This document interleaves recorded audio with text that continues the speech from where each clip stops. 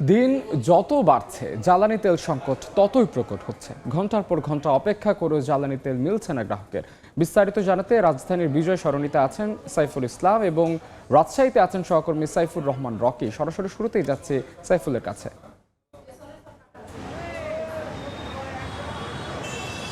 সকাল থেকে রাত ২৪ ঘন্টার একটি সার্কেল যেন তৈরি হয়েছে এখানকার আগত চালকদের। তারা বলছেন যে প্রতিদিনই ১২ ঘন্টা ব্যয় করা হচ্ছে শুধুমাত্র একটু তেলের জন্য। আমরা এখন রাজধানীর যে বিজয় সরণি খ্যাত ট্রাস্ট পাম্পে, যেটি হচ্ছে বাংলাদেশ সেনাবাহিনী দ্বারা পরিচালিত, যদিও এটি একটি বাংলাদেশ সেনাবাহিনীর কল্যাণ ট্রাস্টের একটি প্রতিষ্ঠান। আমরা সেইখানেই আছি। বেশ কিছুক্ষণ যাবত আমরা দেখতে পেয়েছি যে এই যে একটু একটু করে যখন গাড়ি আগায়, গাড়ির চাকাটি ঘুরে, তখন মনে হয় যে এখানকার আগত চালকদের মধ্যে একটু হাসি, একটু খুশির যে উৎফুল্লতা, সেটা আমরা দেখতে পাই। অনেকেই বলছেন যে ঘর বাড়ি ছেড়ে রাস্তায়, এখন পাম্পে হচ্ছে তাদের ঘর বাড়ি।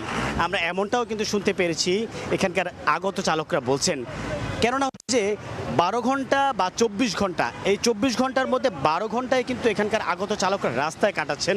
আমরা এমনও মানুষের সাথে কথা বলেছি যারা শুধুমাত্র গত ২৪ ঘন্টার ভিতরে যারা ১২ ঘন্টা যাবৎ সিরিয়ালে আছেন, তাদের শুধুমাত্র পানি খেয়ে তারা সিরিয়ালে দাঁড়িয়েছেন। তারা বলছেন গাড়ি রেখে গেলে যদি চুরি হওয়ার সম্ভাবনা থাকে গাড়ির বিভিন্ন পার্টস, যার কারণে হচ্ছে প্রাইভেট কার চালকরা অনেকেই গাড়ি থেকেও পর্যন্ত বেরোতে পারে। নাস্তা তো দূরে থাক, অনেকেই বলছেন যে শুধুমাত্র পানি খেয়ে তারা এখানকার সময় শেষ করেছেন। তবে এর মধ্য দিয়ে আমরা দেখতে পেয়েছি যে বাইকাররা দীর্ঘ ১২ ঘন্টা যাবৎ তেলের জন্য অপেক্ষা করছেন। তাদের একটাই অভিযোগ যে সরকার বরাবরের মতোই বলছেন যে তেল আছে, তাহলে কেন এই সংকট সমাধানের জন্য গুরুত্বপূর্ণ ভূমিকা পালন করে।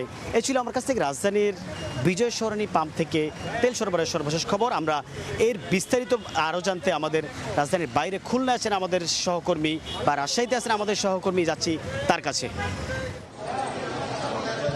পাম্পে তেল দেওয়া শুরু করেছে সকাল 10টায়, কিন্তু মোটরসাইকেলের যে দীর্ঘ লাইন রাজশাহীর যে এই নয়ন পেট্রোল পাম্পে দেখা যাচ্ছে, এই পেট্রোল পাম্পটিতে গতকাল থেকে এই লাইন দেওয়া হয়েছে এবং এই লাইন এখন কিন্তু প্রায় 1 কিলোমিটার যে ছুঁয়েছে।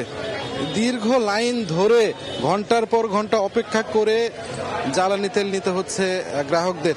বিশেষ করে এই যে মানুষরা আছেন, তারা সাধারণ যে মানুষরা আছেন, তারা আসলে যে 500 টাকার মোটরসাইকেলে তেল পাচ্ছেন, এই জন্য আসলে গতকাল থেকে তারা লাইন ধরেছেন। অনেকে ঘন্টার পর ঘন্টা অপেক্ষা করে তেল পাচ্ছেন।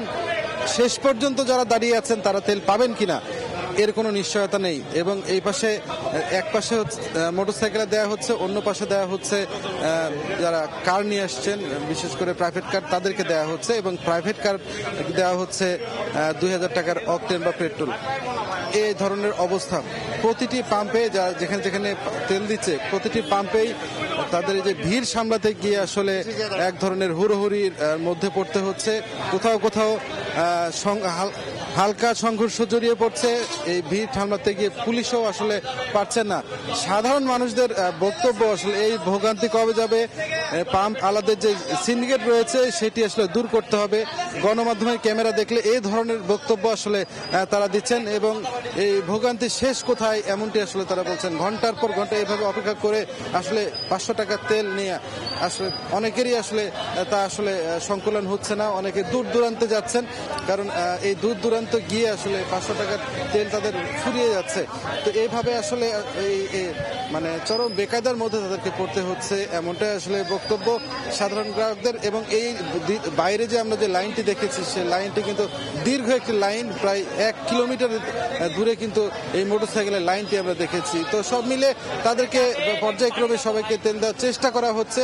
বিভিন্ন পাম্পে কিন্তু একই চিত্র দেখা যাচ্ছে। তো এই ছিল আমার কাছে রাজশাহী থেকে সর্বশেষ। শুনছিলাম ফিলিং স্টেশনগুলোতে গ্রাহকদের ভোগান্তির খবরাখবর।